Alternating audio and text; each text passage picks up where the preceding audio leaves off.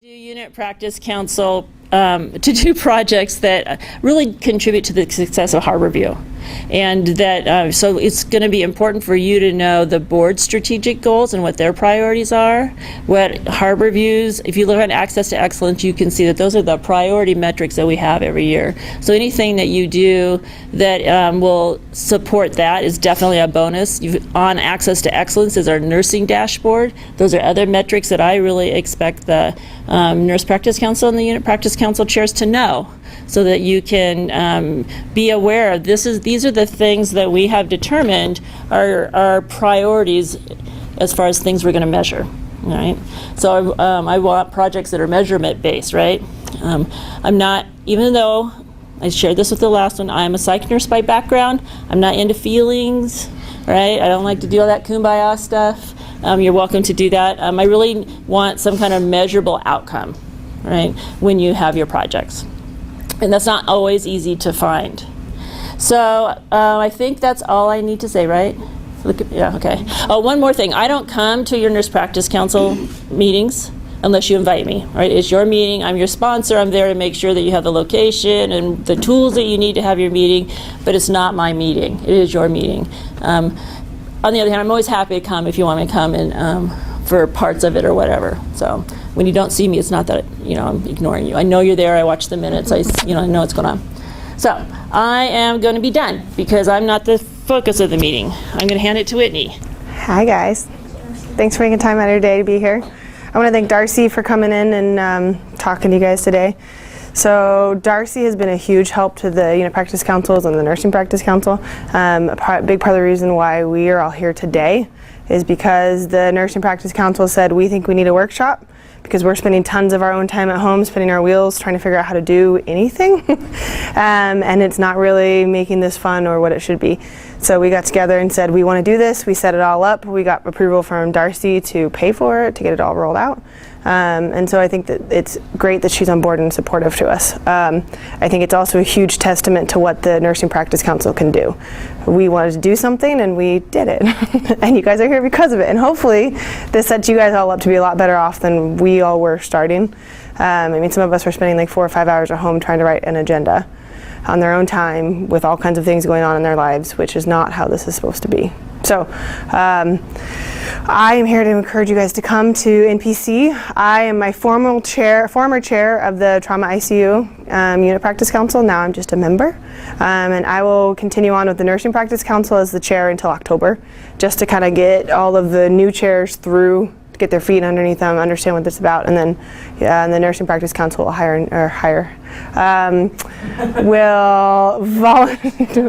someone will volunteer and they will be elected. Thank you, Paula.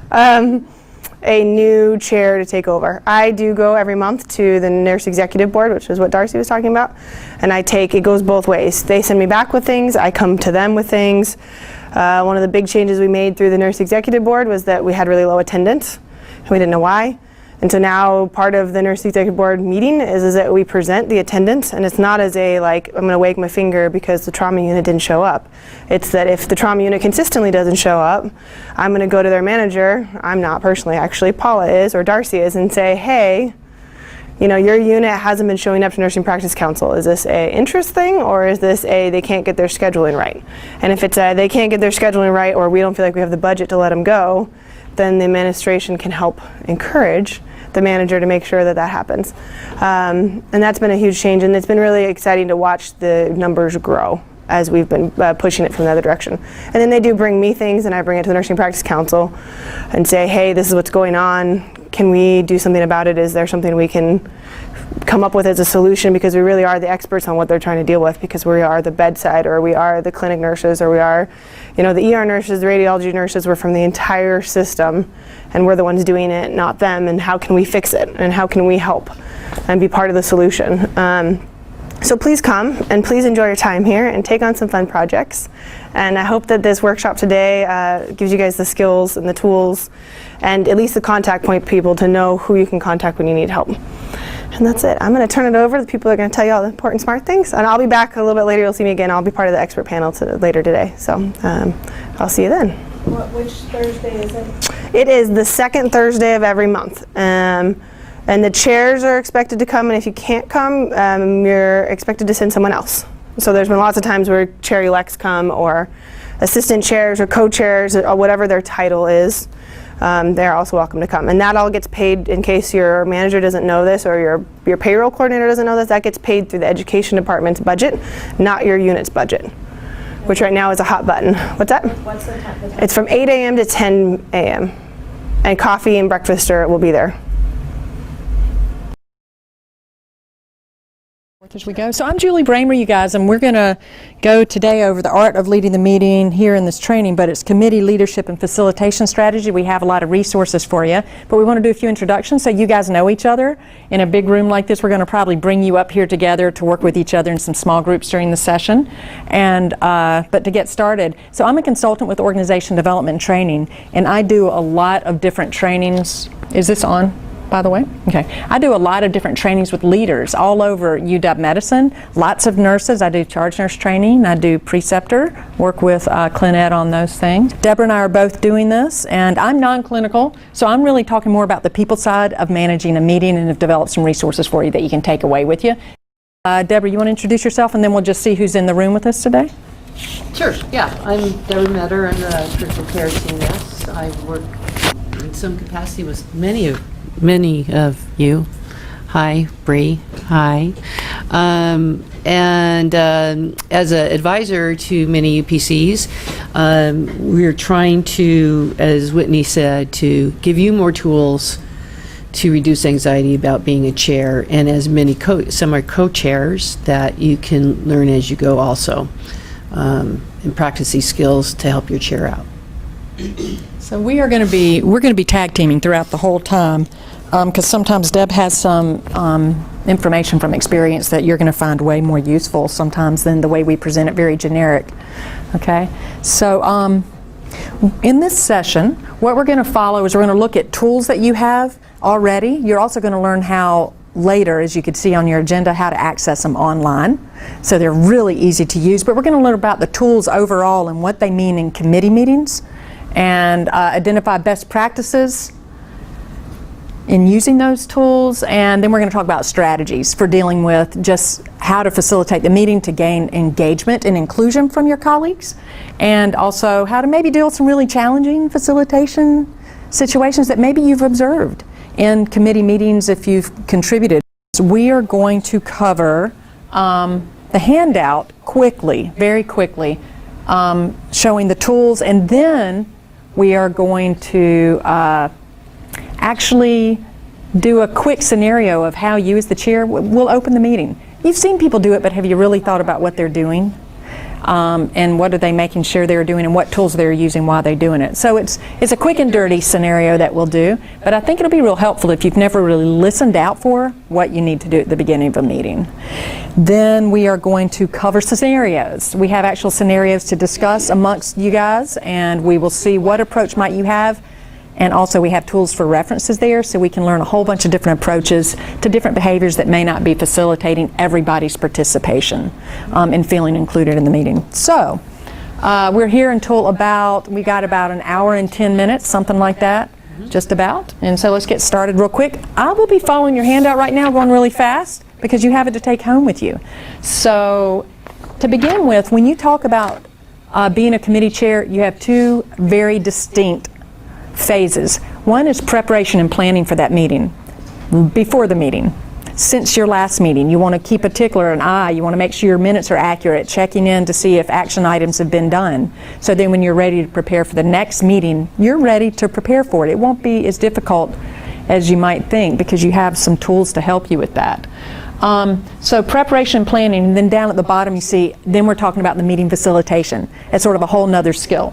So you have a bunch of tools under preparation and planning, and just to remember, using these tools, yeah, it's a skill, but you're going to bring a lot of your own personal style to this as well. So where we give a model of how to say or do something, you're probably going to bring your own personal style into doing some of that. But we're going to look at each one of these real quickly, just to make sure you've got them under your belt. Okay? So the handout, that's the handout that you're looking at right now. So one thing, do you know who your UPC advisor is? Does everybody know in here? Good. Then I don't know if you need to say anything else about that. If you know who your advisor is, you talk to them often, making sure run ideas by them if you need to, making sure if you need to find out permission to do certain things. What would you guys just add a little bit for these folks? Yeah, an advisor, you guys can jump in at any time. An advisor is a non-voting member. To date, they're either been a nurse manager or someone from clinical education. And they're there strictly to help you move along a project, to, for example, I may know of other projects that are going on in an ICU. I'm an advisor for TI and BICU, and I'm like, wait, you guys need to talk because you're doing the same project. I can also, I have traditionally, I've helped the chair facilitate by kind of modeling, moving a meeting along. But my role typically is there to be silent support. If I'm talking a lot, a mistake has been made. Okay.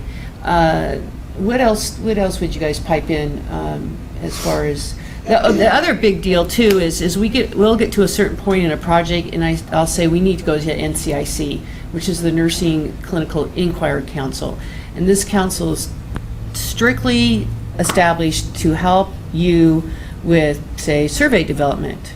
Is it a QI project? Where are you in the project framework, which Rebecca and Matt will go over, right? So we're a filter of sorts, and hopefully an inspiring one. Is that pretty much it, you guys? Okay, all right. Okay. So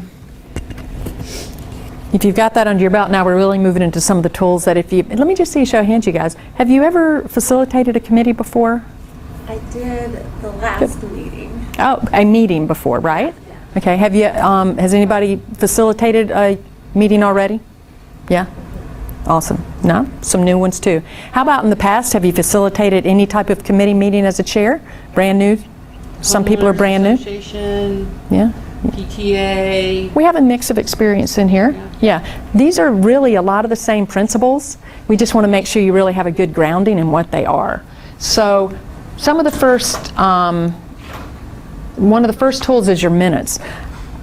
You know, sometimes it seems seamless when a committee chair comes in and leads the meeting, but the minutes are so critical for you guys to plan, prepare, and to know what's going on, to keep your grounding and keep pace of what's going on. So those minutes are actually, for those who are new, okay, they are a record of what happened in that meeting, a place to hold action items, which is your next tool here. Action items are huge. We're going to look at the forms and talk about each one of these topics a little bit more, okay? But action items are something you should note in your head is you're working off of your action items. You're identifying and you're checking progress and checking them off in completion as you go. And the minutes are where they're documented, okay? Along with lots of other things in discussion that we'll go over in a little bit more detail. In your handout, you have more details for each one of these things that you could read when you have it, but we'll look at those as we look at the tools in a minute, sort of a couple of placeholders there. And then your agenda. So minutes sort of come before and after. You know, you use them to prepare for your meeting, and then you write them after your meeting, and then you use them to prepare for the next meeting, right? But your agenda, you know, you're preparing it before each meeting. And it's a very solid skill. We're going to look at the agenda form and all the details that are involved in creating an agenda, which, Chris, you already know that. If you're using that template, that's what we're going to look at. Template. Yeah? Do you look at it just for at least an idea of remember? So have you done...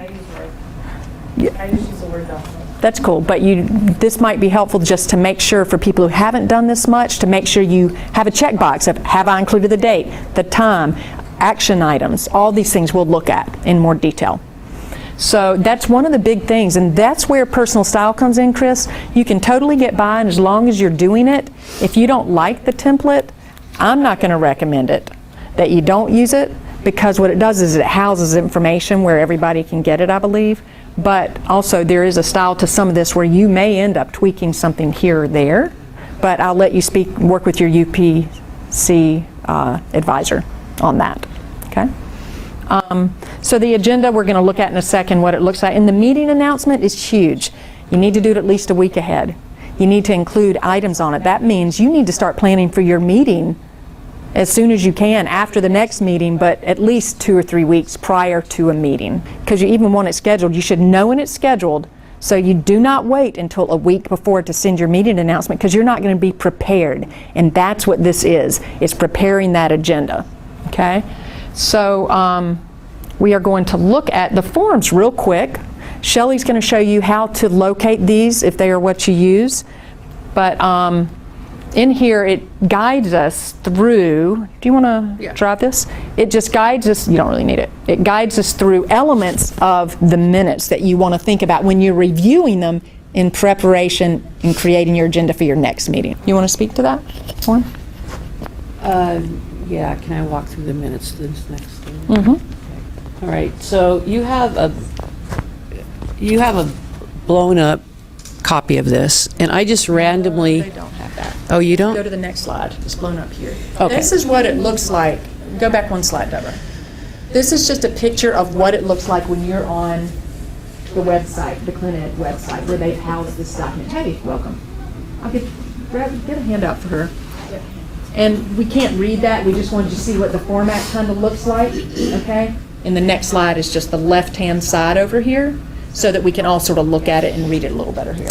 Yeah, so what you'll see on this is you have, on the left side, you'll have your topic, and on the right side, it's notes, which also could be called objectives. Okay? All right, notes and objectives are synonymous. Come with me. Come with me. Oh, here, I'll just hold this thing.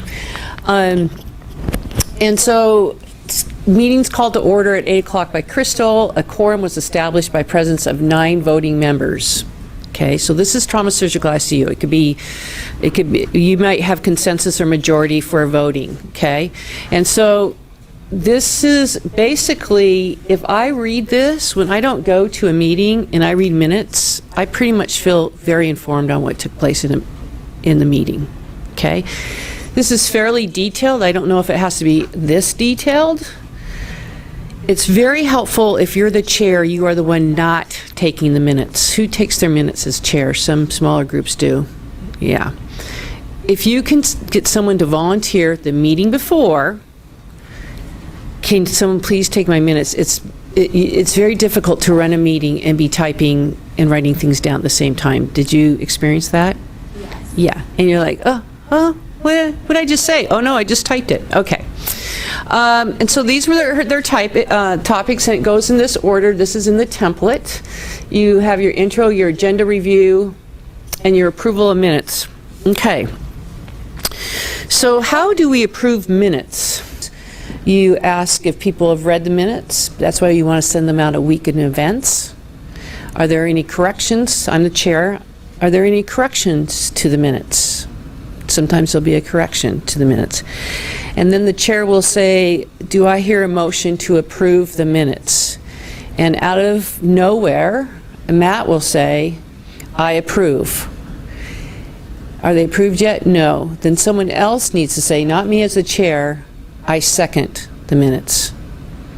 And then the chair says, you can go ahead and all in favor, and there's an aye, all opposed, and usually there's silence. Okay? And then the person taking the minutes of that meeting says the minutes have been approved. Okay? It's Robert Rules of Order. This needs to be done every single time. Here we have the rest of the minutes from the previous meeting. And you have the action items, the person responsible, where the actions were, and this was for the, we're still on minutes. Your plus delta, what went well, what didn't go well. Upcoming meetings. And this is all in the template that Shelley's going to show you how to access. This I have found gets missed a lot, of who was in attendance on other UPCs. They're either just scratching it down on a piece of paper or it's not happening at all. And this is really, really important for a couple reasons. One is if we go back in, we can see, we can maybe support you, go, oh, the attendance is really low, I wonder why. There was one particular UPC where they were doing patient care while trying to have a UPC meeting. How do you suppose that went? very poorly. At the same time, they were having an education meeting, and they got to choose between the education meeting or the UPC meeting, either of which they could have been pulled. So that was not effective meeting management, and what they needed was administrative support. And as an advisor, I was able to help with that. Okay. All right. All right, what's next? Agenda. How do you make an agenda? Lots of times this is tough for folks. They're like, what the Sam Hill are we going to be talking about? Well, you can go right back to your minutes from the meeting you had previously and go, oh, we're going to review the prior action items. We're going to go ahead and look at topics discussed. This was in this case, it was the MDR in communication. Maybe a second topic. I noticed in those minutes they tabled a subject. Maybe we want to bring that back up again.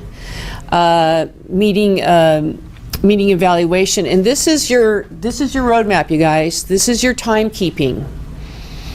It's not necessarily time management, it's timekeeping. So what's the difference between timekeeping and time management? Anyone know? I just brought it up in my head the other day when I was at a UPC meeting. Timekeeping was, I was at a UPC meeting and we were having this amazing conversation on topic 1. Topic 1 allowed 30 minutes, I'll say. And at 30 minutes, the timekeeper said, time. I was like, okay, stop. And they started talking about topic 2. And I was like, oh, time management is, as a chair, you go, well, do you want to vote on if we could table the second topic so we can continue with this conversation, if it's that robust? It's okay not to get to everything in the under the umbrella of enthusiasm on a topic.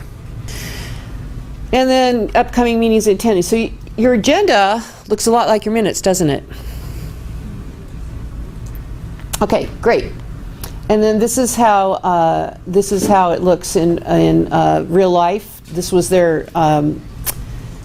agenda after the minutes you just saw, and you can see that it just went back to what they had been talking about in their previous, their MD RN Shadow program is on the agenda, lab errors, and then they tabled one other topic. Okay, all right.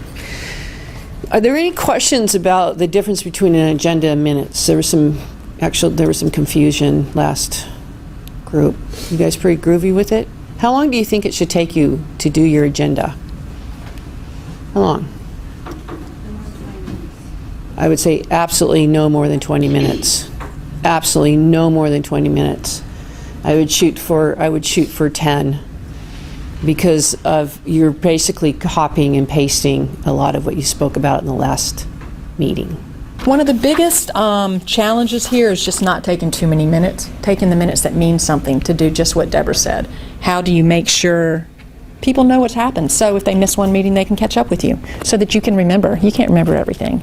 So that's how you write it. It's not to capture, if there's two people dissenting in opinion and there's sort of a conversation, you don't write everybody's complete opinion. Unless it's really important opinions y'all still need to consider, and maybe you haven't come to a decision yet, you may want to mark those things. But if you come to a decision, you don't like say, John said this and Ali said that. You don't have to do it in that much detail unless for some strange reason it's very helpful to you. Okay? So that's the tools you're using. We are going to actually, not sure. Deborah, you want to do our committee meeting thing? You want me to try it or you to do it, where we're going to do a simulation of how it will open and sound? All right. Hey, you guys. Good morning. Morning. Good morning. Everybody good? Yeah, we're good. You got snacks? Thank you, Julie, for bringing snacks. It's very important to have snacks. I need coffee. Yeah. All right. Did you all have a chance to read the minutes? I'm going through them right now. Perfect. Yeah. I read the minutes before I came to the meeting. I can go ahead and motion to approve whenever Matt's finished reading them. Okay. All right. Does anyone have any additions or changes to the minutes? Yeah, it said in there that Josie was responsible for that action item 9, and it wasn't. Oh, who, were you? Oh, it was Jesse. I didn't catch that. Oh, okay. Okay. All right. Pause. If you have someone writing minutes, they make a note that the previous minutes will be amended, okay, to date. Okay, got it? Okay. Okay, great. Any other corrections or items that,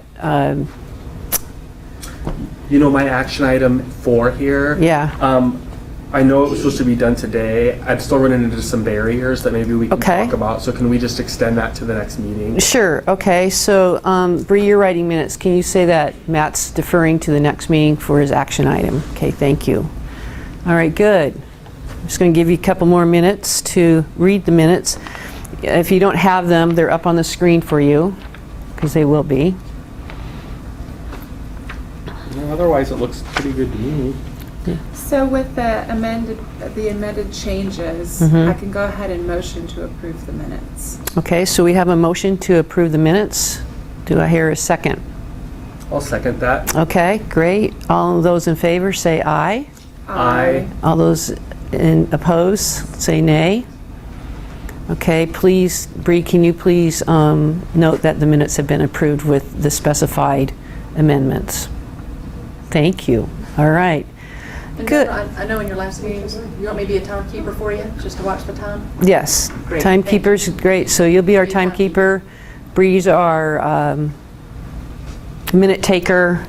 All right, so let's go ahead and let's take a look at the agenda. I believe a reflection is next, and then your person does the reflection. And then you start marching down your topics, okay? I do want to point something out to you as we pause here with my committee. B. I want to show, can you go back a slide, please? I want to know, that's the slide I want. I want you to note the time 0800 to 9:50. To 9:50. Okay. Meetings are over 10 minutes before the top of the hour. It allows people to get to other meetings, and that's why people are always walking in, peaking at the top of the hour. All right, so I'm going to, let's say it's 8:40, and we're still talking about something. Julie, as timekeeper, I'm going to ask you to give me 10 minutes for a plus delta. Okay. Because we always leave the plus delta for the last minute, and we always go over. Now, the TSICU has a fairly robust UPC. There's usually 12 to 14 people there. But I have another UPC that only has 4 people. So, but please keep in mind, so everyone has a chance to talk. All right, so we've gone through everything. So, any other thing we need to talk about, you guys, before we start closing up and do a plus delta? You okay? All right. Well, are we going to get to that item that was on here that we haven't got to yet? Or do we have time? We don't have time. Can we, is everybody, do you want to have a vote to see if we can defer to next meeting? I Okay. think that would be better for good discussion. Because we can keep talking about it, but the plus delta is also really important. It's up to you guys. All right. Let's put it off. Okay, okay, put it off. We're going to put it off, and how about we put it on the top of the queue for our next meeting? Okay, great. All right. Plus delta. Do you mind starting, Rebecca? Your plus. It would, oh, my plus, I'm sorry. I think it's so great when Julie brings snacks to the meeting. She brings the best snacks. Yeah, okay, great. Thank you. Matt, your plus? We're actually going to get out at 10 till. All right, great. Julie? The plus, we started on time. Okay. Your delta? If, I was just going to make the suggestion, if people read the minutes before they come to the meeting, we would be able to get through that first part faster. Okay, great. And side note, Bree's writing all these things down as she's recording, okay? Good point. Thank you. Matt? Yeah, I guess this is more my own delta, but I should have come in and read the minutes before I came in. I would have been a little more prepared. Okay. Julie? My delta is, we forgot to look at our meeting norms at the very beginning. Oh, good point. Yeah, and we do it every time. We just forgot to this time. Good point. Okay. Yeah, where are those norms? It's the laminated thing. That's why we didn't remember. because- That's why we didn't, yeah. How Does about anyone know? every time? Wait, can you find them? Action item, Julie's going to find out where the norms are, And we're gonna and bring she'll them make sure they're here. And Thank- post it every time. Thank for our you. meeting. Yeah, that's my bad. I should have known that as the chair. I'm new at this. I'm just getting the hang of it. It's okay, we'll work on it together. All right, you guys. Well, thanks a lot. Have a good one. Meeting is now adjourned. Oh, wait. What? When's the next meeting? Oh yeah, guys, darn, I'm so glad you're here. The next meeting is in the same room, and it's always the third Wednesday of every month. Starts at 8 o'clock, all right? Okay, and I noticed there's a meeting in here before us, and if you notice, they're not done at 10 minutes before the hour. So that's why I don't have a problem walking in going, we have the room now. So we can start right on time. Okay, great. Thanks, you guys. Thank you. All right.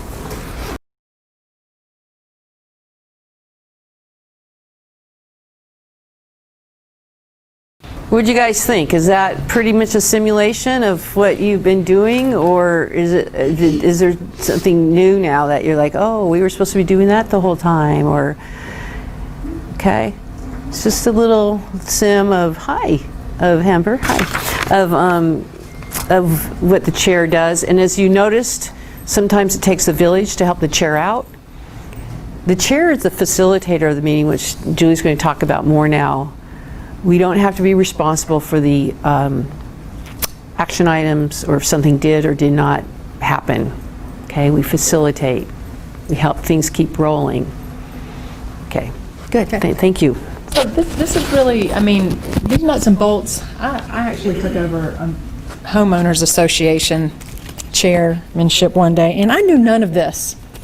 So this is just to make sure everybody knows the nuts and bolts of these bits and pieces. And there is this book called Robert's Rules of Order that you heard, Deborah. If you're ever really interested in this and you like this process, you get that book, you'll learn a lot about what's an accepted model for how you facilitate meetings like this. But those are the nuts and bolts of the tools of just running those meetings. But one of the biggest things is, how do you facilitate all the way to decisions and facilitate conversation so you come to good decisions? So this is just a slide that was in one of the beginning presentations for y'all's UPC when y'all decided to do these, and just talking about, you know, we look at things, of course, knowledge or evidence-based, but you're looking at decisions that occur by consensus. And each one of your councils, y'all are going to have a certain way that y'all make decisions. There are certain things about quorums. There are certain things, a quorum means, can you make a decision? If you have a certain number of people, what have you decided is your certain number of people that it's acceptable for you to make decisions that affect the whole committee and your projects, okay? So you also have how will you vote, and what is the percentage of members that have to be present to make a vote on something, to make the decision is what that's, it's the same thing. And so what we're trying to say here is the three bullets underneath here, the three bullets underneath are talking about, well, you're reaching a consensus, but how do you, as a chair, really use your facilitation skills to ensure that you have good collaboration and good communication among everybody? There's collegiality and partnership. And even here with nurse management, we'll talk a little bit about avoiding like we day conversation in your facilitation. And it says dependent on shared goals and a high level of staff nurse participation. What this just means is you can't get to consensus unless you have this participation of everybody on the committee. That's the whole reason for having a committee. And it is actually your responsibility as a chairperson to gain that participation. And that's what we're going to talk about for this next 40 minutes, okay, 35 or 40. So, hold on, here we go. So facilitation of the meeting process, the main goals are your keeping order of that process. We just went over that and sort of was showing you use that agenda. Use it in your head. Have that agenda right in front of you and just follow it, okay? But it is your responsibility to keep the order and to ensure that process. Ensure there's clarity. If somebody says something and others are unclear, ask them to state it again. It's your responsibility to make sure people are understanding what's going on in that meeting. Okay? And making sure that people are heard and respected, which is mostly what we're dealing with here. Deborah already addressed timekeeping versus time management. The time management was when she put an item off till the next meeting, but you talk to people. You just don't let things just dangle out there. Mention it, talk about it, see if there's a reason why you can't put it off until the next meeting. So that's what she was referencing there. And then the avoiding the we, they. It's your responsibility to make sure this is actually a leadership role in the organization. And you're really responsible also for holding to the objectives and the goals that Harborview has. So really supporting your colleagues, and we'll talk about that more in some of our scenarios that we're going to have. Well, we talk about dialogue skills a lot. I want you to keep it in mind when you are leading and dealing with all the people that are on your committee to really uphold those skills. So we give it to you here just to remind you, it's really going to help you through a lot of hard things. When people are getting upset, you might step back and assume positive intent. Really try to listen and learn what they're talking about. So we give you this as sort of a side thing to remind you of all the good things about dialogue skills that can assist you in thinking about before you respond to people in a meeting, or even after a meeting, or to talk to somebody after a meeting. Maybe they're not really contributing and you want to find out why. And being curious is one of the first dialogue skills you have. But this is just here because we're going to use it, perhaps it might be of good reference as we talk about our scenarios. So the second handout you have is called Handling Meeting Behaviors in a Way That Promotes Respect, Inclusion, and Engagement.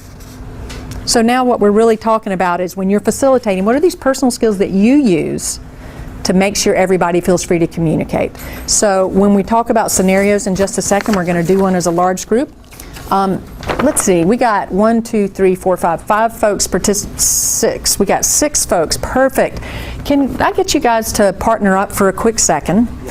And what I'd like you to do is we're going to look at this first scenario, and then I'm going to have you look at, you can use the handling media behaviors. I want you to discuss the first scenario about I'm going to read it to you right now.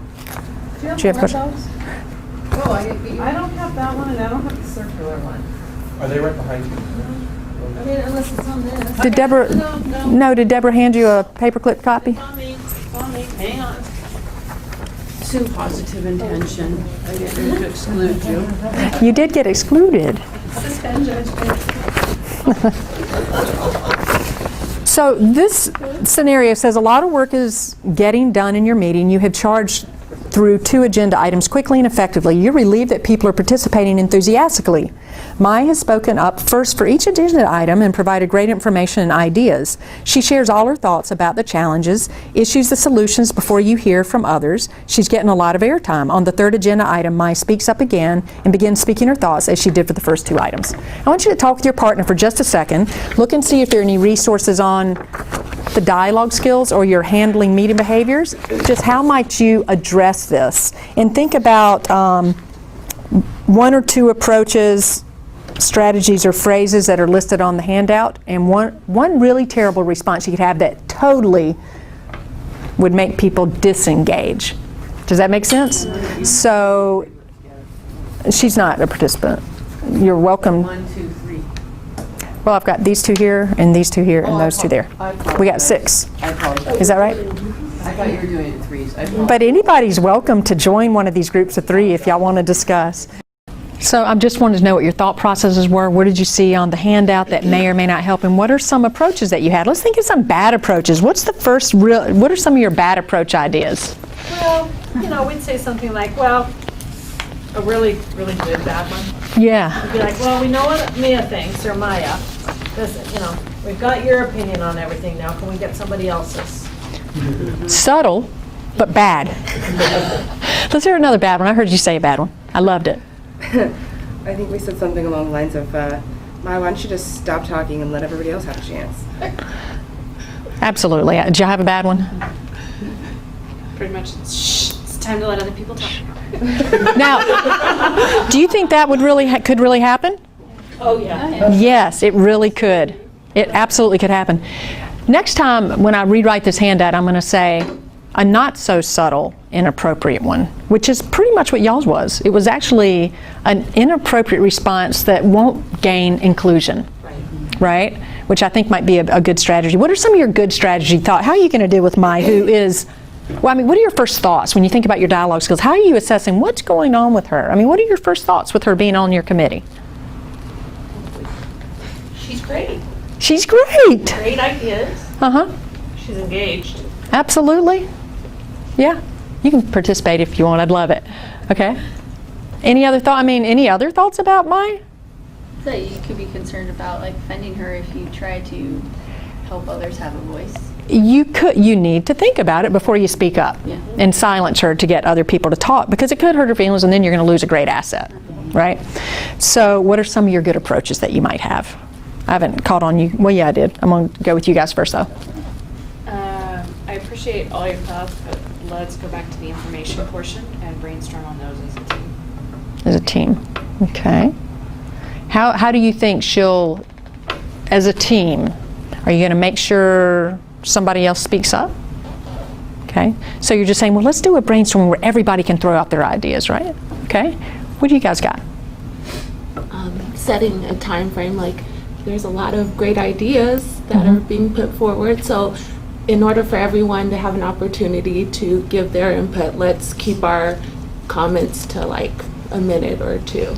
Great, great. So set that time frame, and you might have thought about that on your own, but maybe you found it in here. There are a lot of helpful hints in here for different strategies. Okay, what'd you get? We just sort of said, yeah, that is a great idea. Does anybody else have any other thoughts on that or any other ideas? Okay. And I'd recommend on that you say, what other thoughts do people have? Be very clear. Thanks, Maya, you know. And then what other thoughts do other people have? And sometimes you can't interrupt people. So basically what we're doing is just a model. We'd like you to go through the other ones, and we've got a couple more. We want to bring them back to talk about them, but I don't want to sit here and talk to you about them. I want you guys to talk with each other about your strategy, okay? So we have 4 more. So why don't you do 2 and 3? Okay. You two? If you'll do 3 and 4. And how about you do 2 and 4? Okay? Nobody's doing it. So don't worry about writing out too many answers. That's more for your thinking. If you want to jot down something to remind you, how are you going to talk to your colleagues about some strategies to deal with these as you sort of present it, and we'll all talk about them. Okay?